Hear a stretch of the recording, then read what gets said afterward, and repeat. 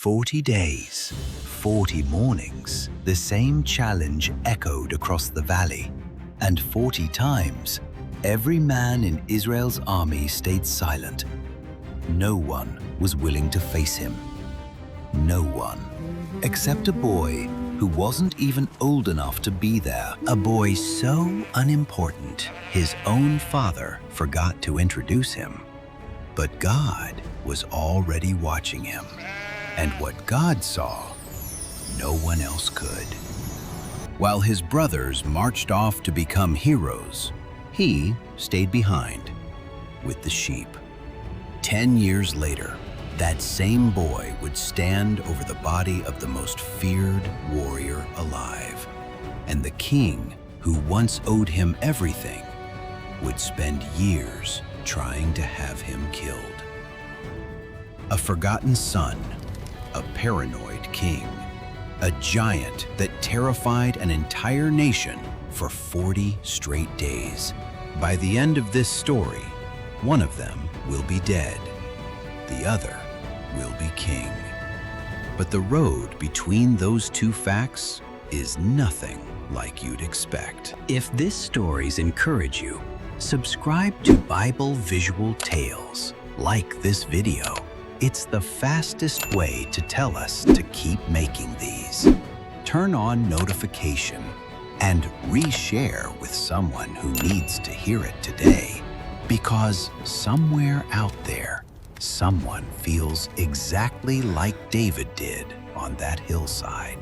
Forgotten, overlooked, and wondering if anyone's actually watching. The prophet Samuel had crowned a king once already. A tall man, a strong man, a man who looked in every way like exactly what a king should look like. It hadn't been enough. But God rejected him because of his continual disobedience. How long will you grieve over Saul, when I have rejected him as king over Israel? Fill your horn with oil and go. I am sending you to Jesse of Bethlehem.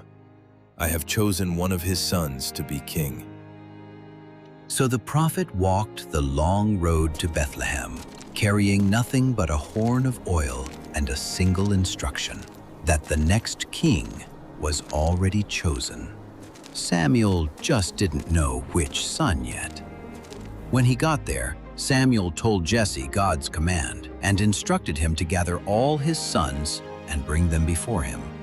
The oldest, Eliab, came first. Tall, strong-jawed, every inch a king, at least to look at. Surely this is the Lord's anointed, standing here before me. Do not consider his appearance or his height, for I have rejected him. The Lord does not look at the things people look at. People look at the outward appearance, but the Lord looks at the heart. Then came Abinadab, and Shammah, and Nathanael, and the next, until all 7 brothers had been presented before the prophet Samuel. None was chosen by God. Samuel, bewildered, turned to Jesse and asked, Are these all the sons you have? There is still the youngest, but he is with the sheep. The one person nobody thought to bring inside was the one person this entire search had been about. I remember thinking there had to be some mistake. My brothers were the ones who got called in from the field, not me. He walked in, still smelling of the pasture. No armor, no title. Just a boy who'd been left outside the room where his own family's future was being decided. And there, in front of the family that had never once thought to include him, a shepherd boy was anointed king of Israel. I didn't feel like a king. By evening, I was back with the sheep, like nothing had happened at all. But something had happened. God doesn't always announce his plans with trumpets. Sometimes, he just quietly changes everything. So whilst David was walking back to his flock, something else was already unraveling. In a palace, he hadn't even seen yet.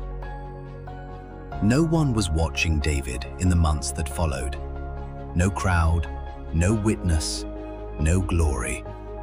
Just fields and weather and the same 40 sheep, day after day. Years passed. Every evening was the same.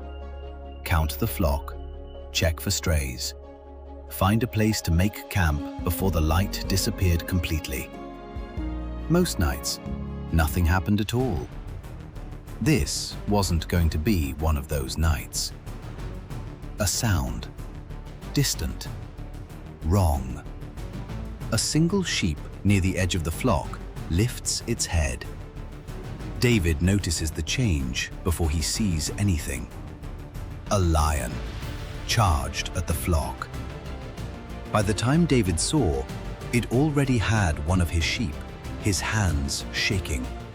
Every instinct in him said to let it go. One sheep against a full-grown lion. There was no time to think, only to act. David grabbed the lion by the mane. A struggle ensued. A boy fighting a lion 5 times his size with his bare hands. A strike. The lion releases, staggers back, and flees into the bush. He then checks the lamb, unharmed, then looks down at his own hands, steadying himself. No one saw what happened on that hillside. No army, no witnesses. Just a boy who'd made a decision in half a second. Months went by. Another day, David was observing his usual routine, moving through the flock at dusk, but now visibly more alert than before. The lion had taught him to listen. So when the second attack came, David was already watching for it. A low growl. A bear emerges, faster and more aggressive than the lion, charging straight for the flock. He didn't have time to be afraid. He'd already decided, days ago on that same hillside, what he was going to do the next time something came for what was his. By the time the bear came, David already knew something about himself that no one else did yet. Courage isn't the absence of fear. It's what you do while you're still afraid. Meanwhile, in the king's own house, something was unraveling. Something had left Saul the day he lost the throne in every way but title. The Spirit of God, which had once rested on him, was gone, and in its place came something else. A darkness with no clear cause, no warning. It came and went like weather, and nothing Saul did could hold it back. His servants didn't have a name for it. They only knew what they saw. A king unraveling in front of them, and no remedy in reach. So they searched for anything that might ease it. And what they found was music. We must find the boy who plays the harp. And so the boy who had been forgotten at his own family's table was brought before the king himself. Not as a warrior, not as the anointed one, but simply as a musician. Be still, my soul, be still before the storm. He makes the raging waters calm, he shelters from the harm. Though the night is heavy and the fear runs deep, he restores the weary spirit, he gives his loved ones sleep. Lie down, be still, let the trouble pass you by. The morning always follows the darkest of the night. He is close to the broken-hearted, he is near. He will lift the heavy burden, he will still the fear. I will not be afraid, though the darkness darkness presses near, for his hand is on my hand, and his voice I hear.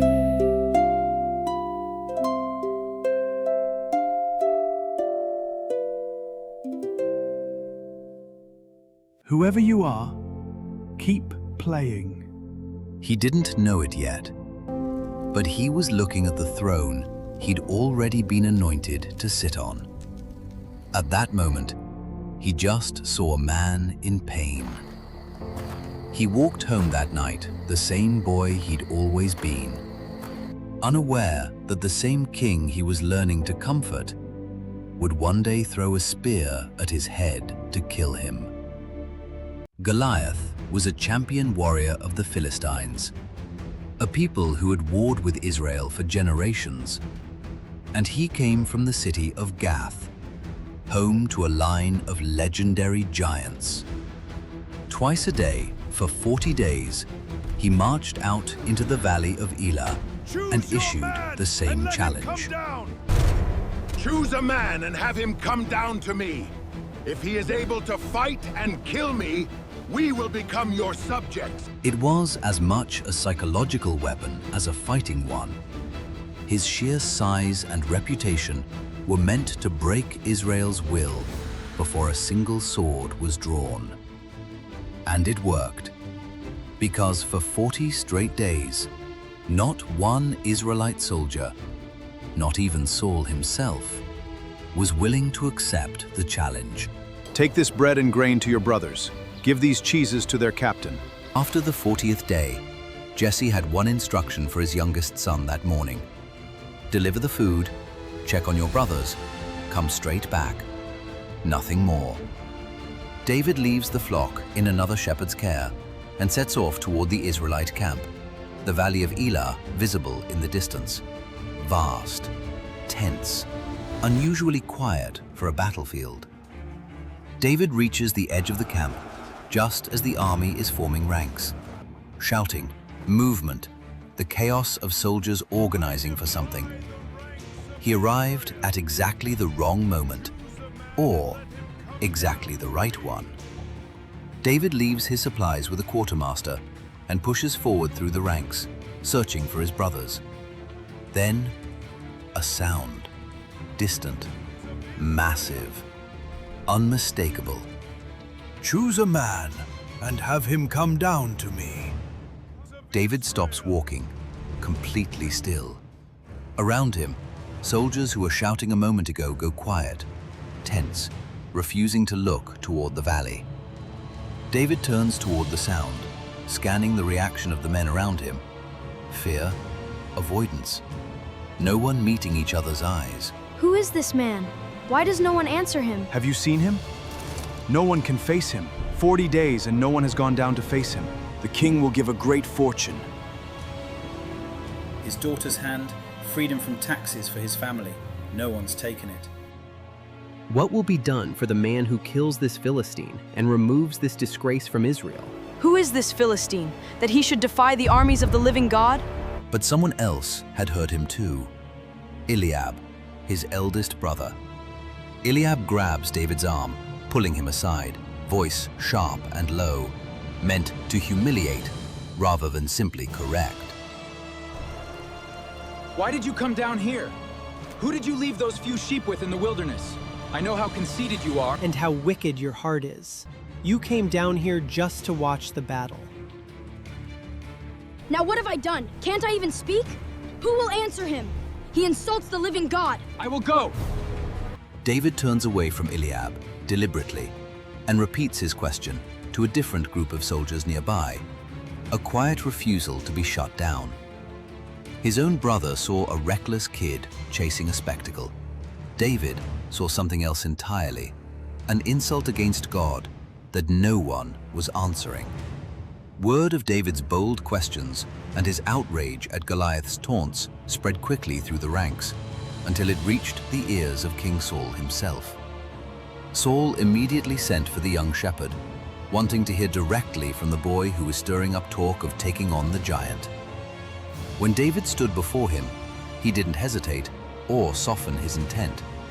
He told Saul plainly that no one should lose heart over this Philistine. He would go and fight him himself. You are not able to go against this Philistine. You're only a boy. Your servant has been keeping his father's sheep. When a lion and a bear came for the flock, I went after it and killed it. This giant will be like one of them. Saul, thinking really hard.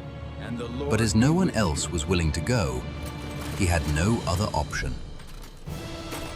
Saul offered David his armor. David tries it, removes it. It was too heavy, foreign to him. Instead, David picks up his staff, his sling, and 5 smooth stones from a stream. Simple, unarmored, exactly as he's always been. Then he walked toward the most feared warrior alive, carrying nothing that had ever been used in a war before.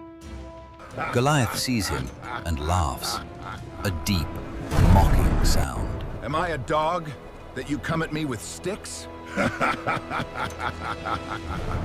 You come against me with sword and spear and javelin, but I come against you in the name of the Lord Almighty. This day the Lord will deliver you into my hands, and the whole world will know that there is a God in Israel. The armies hold their breath.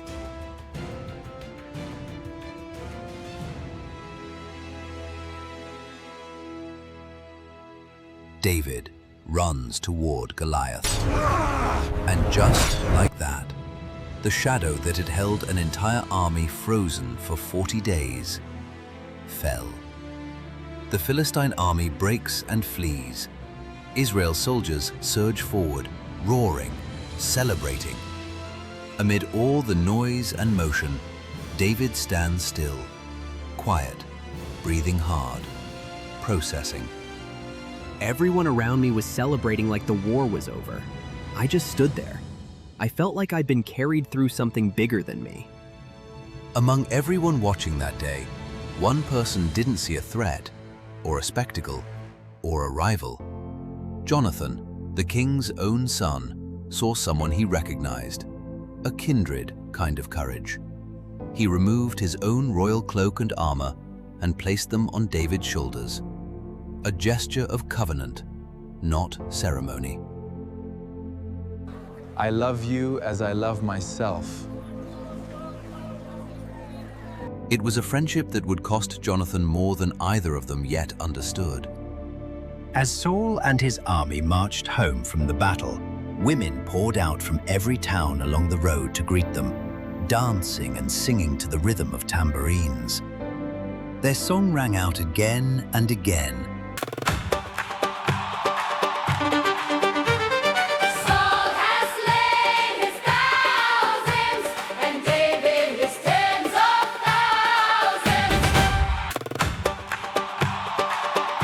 A chant meant only to celebrate.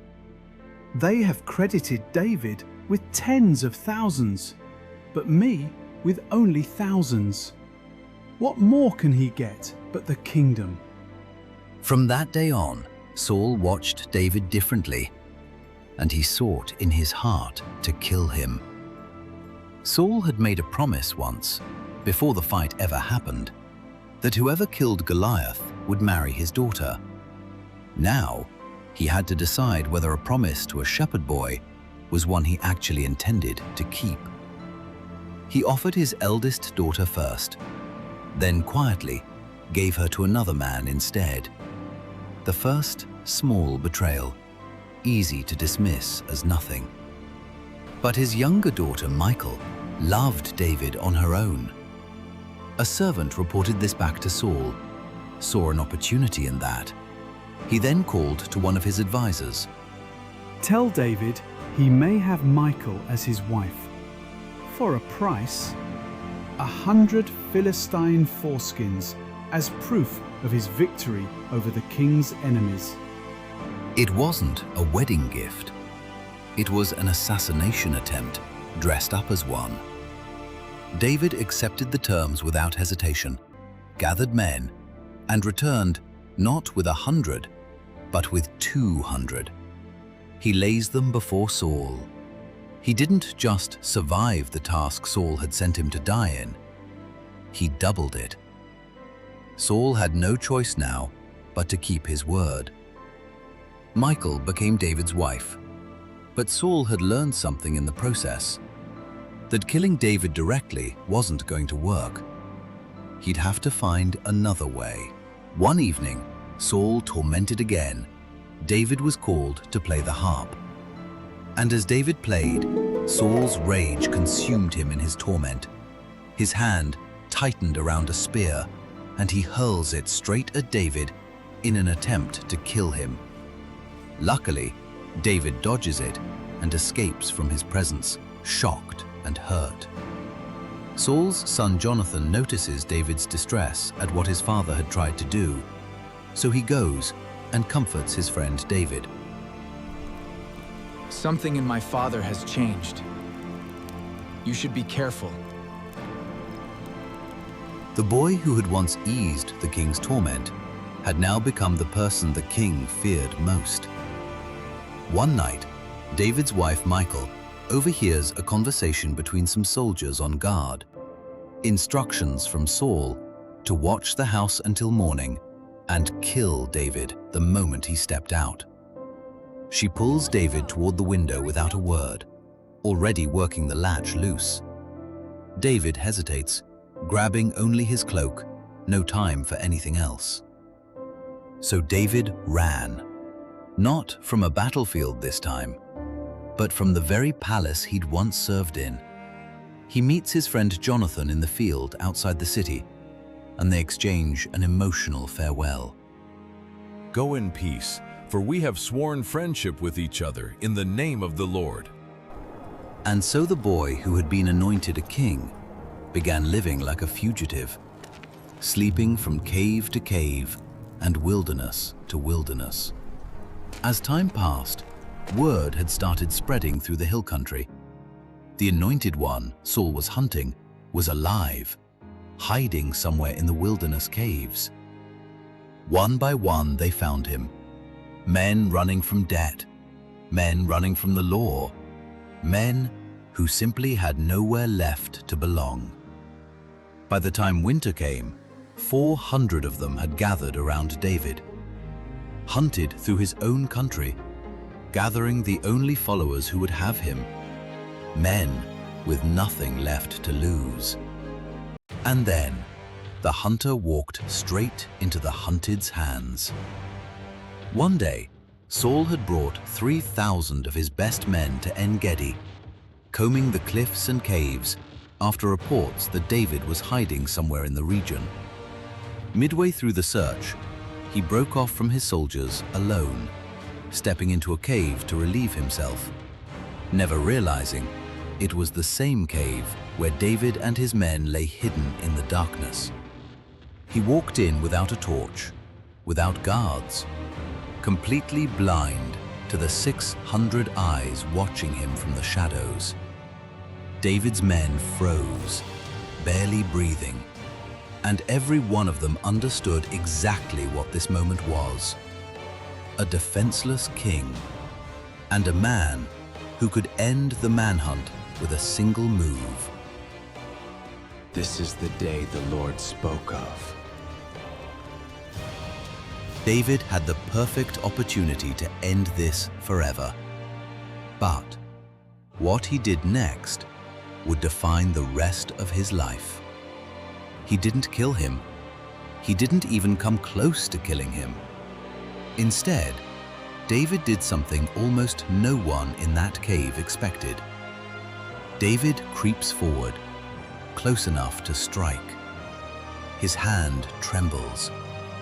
He reaches out and cuts only a small corner of Saul's robe, then retreats. David waited until Saul had walked well clear of the cave and rejoined his men before stepping out into the open himself, robe fragment raised high enough for the whole company to see. "My lord the king," he called out, and Saul turned, confused, to find the man he'd been hunting standing exposed and unarmed on the hillside behind him. David held up the torn piece of fabric, proof, unmistakable, that he'd been close enough to kill and chosen not to. Look at this piece of your robe in my hand. I could have killed you today. I did not. Saul was ashamed and stunned at the same time. Is that your voice, David? You are more righteous than I. You have treated me well, and I have treated you badly. For a moment, just a moment, it seemed as if it might really be over. David wanted to believe him, but he had learned by then that Saul's peace never stayed long. He was right not to believe it. Several years passed. Saul's tears in that cave hadn't changed anything. Within weeks, he was hunting David again, and David finally understood that peace with Saul was never actually going to hold. So David did something almost no one would have predicted.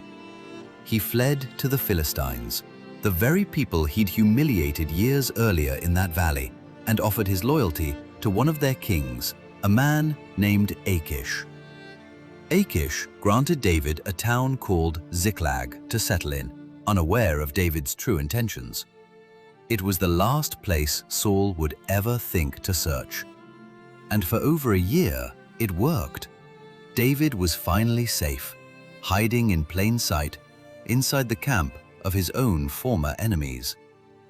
David led secret raids against hostile desert tribes, careful never to attack Israel itself, deliberately managing what Achish believed about his loyalties.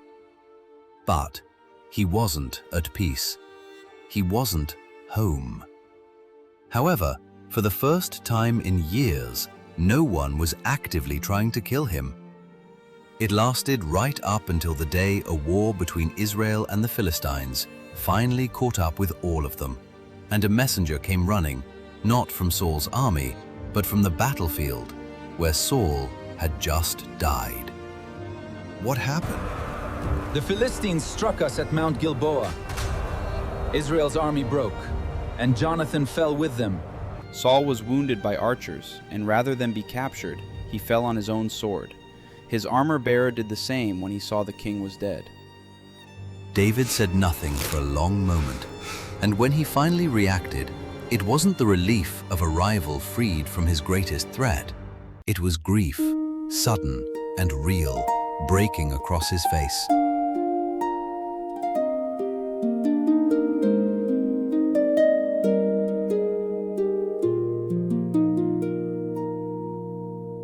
Tonight the hills are silent, the banners lie in dust, the voices that once thundered are swallowed by the hush. I thought I'd feel deliverance. I thought my heart would rise, but grief has found my doorway, and sorrow fills my eyes. Why does victory feel empty? Why does freedom taste like pain? I have lost the man who hunted me, and the friend I can't regain. So I cry into the darkness, and I lift my heart to you. Carry what I cannot carry. Make this broken spirit new. Let the fallen rest in mercy.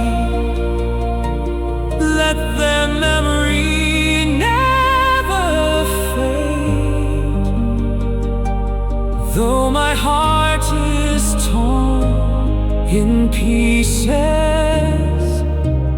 you are still the God I praise. The night is long, I love you as I love myself. but I will wait for morning.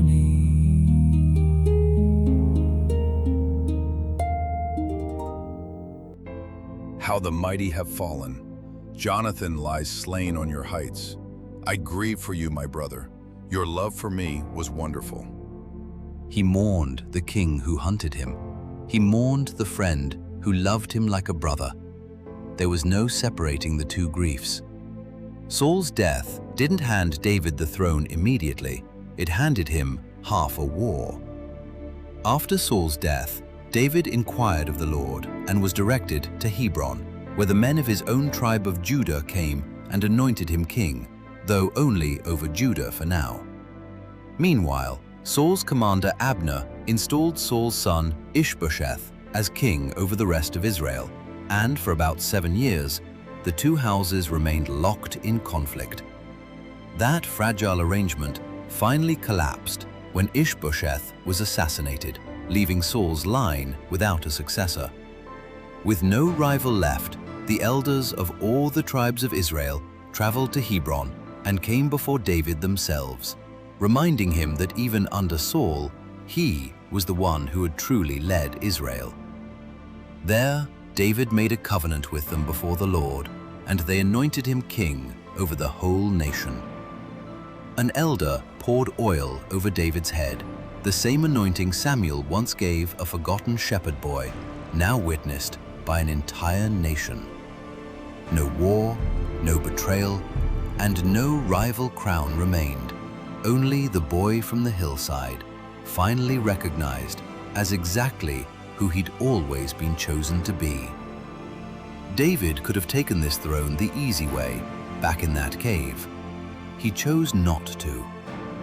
Which raises the question, should he have killed Saul? Or was it the smartest decision he ever made? Put your thoughts in the comments. And if you think this story moved you, wait until you hear what happens after David takes the throne. Because the next person to turn against him is his own son. Subscribe for the next chapter in David's story and to see other amazing stories from the Bible that we will be bringing your way. Like this video and reshare it to others. You are God's messenger too. Thank you for watching.